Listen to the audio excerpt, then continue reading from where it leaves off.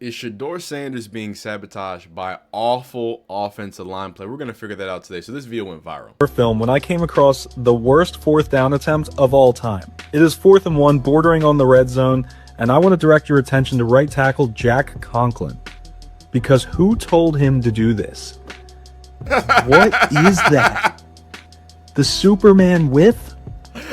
My man. Aside from that, that's a false start in the backfield. He gets set in motion, and that's a false start right there.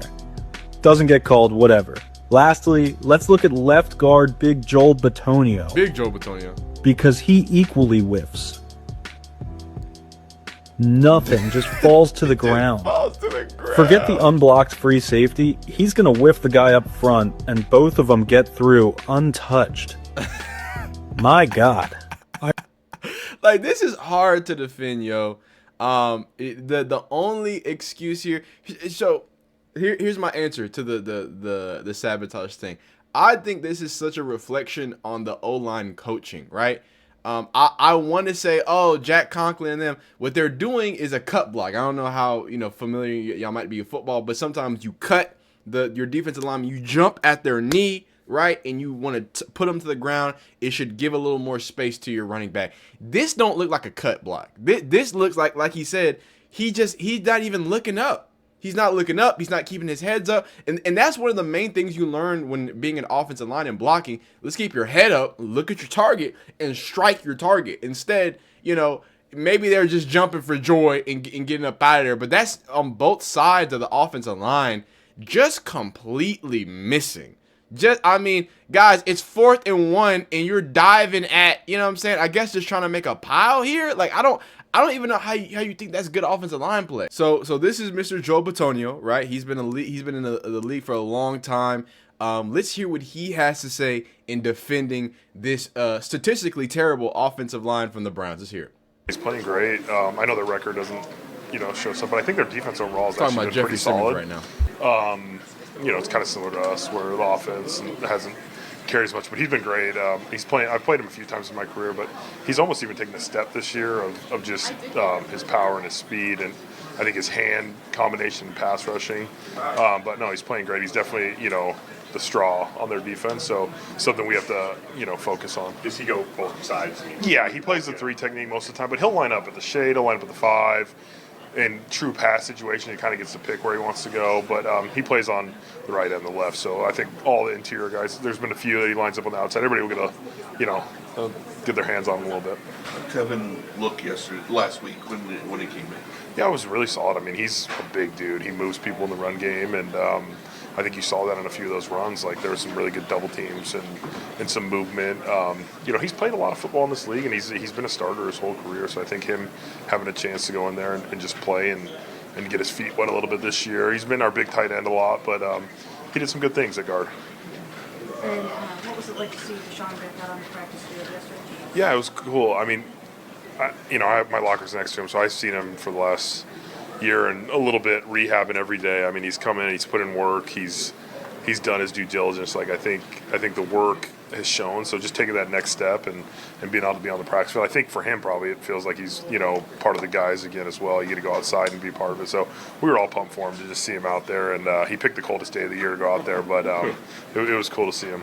Joel, did you know that Coach Fancy was going to rotate Kevin in, and how much of a transition is that for you, having someone rotate in alongside? Yeah, we knew last week on Wednesday. We didn't know exactly what they were going to rotate, but we knew him and Wyatt were going to rotate a little bit. I mean, for me, on the other side, not too much. I know probably Poe and Jack at the time. KT came in, probably, they were splitting reps during the week, so they obviously got some reps with them, during the week. So we had an understanding of what was happening. But like I said, both of them were very professional. And both, I think, played really, really well last week. So, it was a positive in that fact, and I think everybody kind of was. It was a smooth transition. But what does it kind of say about Wyatt? That obviously that's tough to hear that you're going to have to rotate, but he sort of embraced that, helping Tevin get ready and still doing his job too. Yeah, I mean, class act, professional. Since he's been here, I've probably played, more football games on the offense with. Wyatt is probably the guy, right?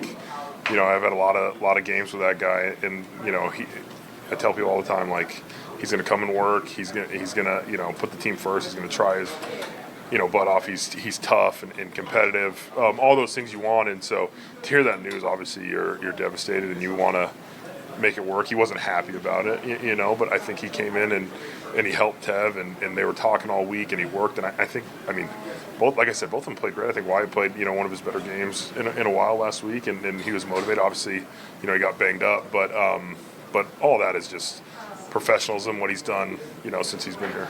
Hey, Joel, it seems like Dylan Sampson is getting more involved the last couple of weeks. How have you seen That boy him? Dylan Sampson, real nice. Yeah, he's real been great. I nice. remember the first game of the year, he had all those catches and was making those plays out of the backfield.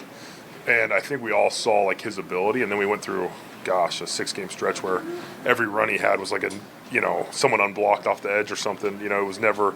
I've been joking in the last 3 weeks. We finally, blocked some plays for him to make some big things. But I think when he, gets the ball and he has a little bit of space, like he makes big plays happen. In the passing game, in the running game, we saw the screen a couple weeks ago. So it's great. He's a weapon for our offense. Joel, there's not a starter on the offensive line who's signed beyond this year. How's that contributing to your future decision? I don't think that has any place in my decision.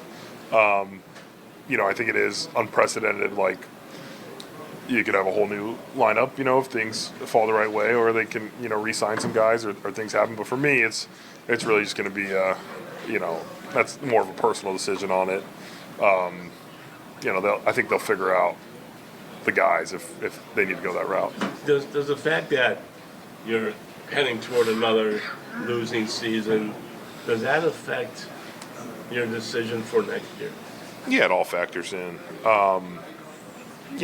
If you're making a Super Bowl run every year, it might be easier to be like, hey, let's go one more. You know what I mean? Like, we have a chance. Like, I think you saw Kelsey at the end of his career in Philadelphia. Like, they were fighting for Super Bowls. He had won a couple Super Bowls, but he wanted to try and get another one. And I think that's part of it. But there's so many factors, and I think first and foremost it's just health and body and all that is the main contributor. But you obviously factor in all those different decisions. How are you feeling this point here? Good. It's week 14, right? Like, there's going to be bumps and bruises, but I've we got a great staff here that has helped me this year, and we got some really individualized plans for me. So it's been positive, but I'm feeling as good as you can right now. I don't know if you pay too much attention to the PFA rankings, both team-wide and individually, but I took a peek yesterday, you're like number 12 among NFL guards this year. Do you feel kind of that's an accurate portrayal of the type of season? So I want to point something out because, what's it called? Mary Kay is making a good point about the PFF ranking, and currently Joe Bitonio ranks 12th amongst interior linemen, specifically guards.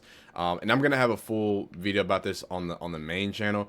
But when you look at the line in totality, it's one of the worst, right? The Browns have the worst graded line in the NFL, 52.3. In fact, Cleveland has the third worst line since 2019. So there are some statistics that show as a whole that the Browns offensive line probably needs a lot going on. But Joe Bitonio is a legend in the game, so it's tough to see him do stuff like that and just be jumping at people. So, I hope he's not excited about the results that he's been producing. But let's hear it. Yeah, I think as an offensive lineman, you want, like, it's just bred in us. You want team success. You want offensive success as much as possible. You get coached, and talking to the coaches and how they coach me, I think that's accurate. You know what I mean? I think there's been some really positive things that I've still done, but you just want success. Like, you want the team to do better. You want to win games. Like, you walk in the locker room after a win, and that's where all the work, pays off. And so that's always my first thought in those type of situations. So he didn't really do much defending. The Browns' offensive line is very bad, and like they talked about, it's also only signed through this year. They just benched Wyatt Teller after he had one of the highest graded performances of the year. A lot of silliness and confusion going on as it pertains to the offensive line. But y'all let me know how y'all feel down below in the comments. Y'all be easy, peace.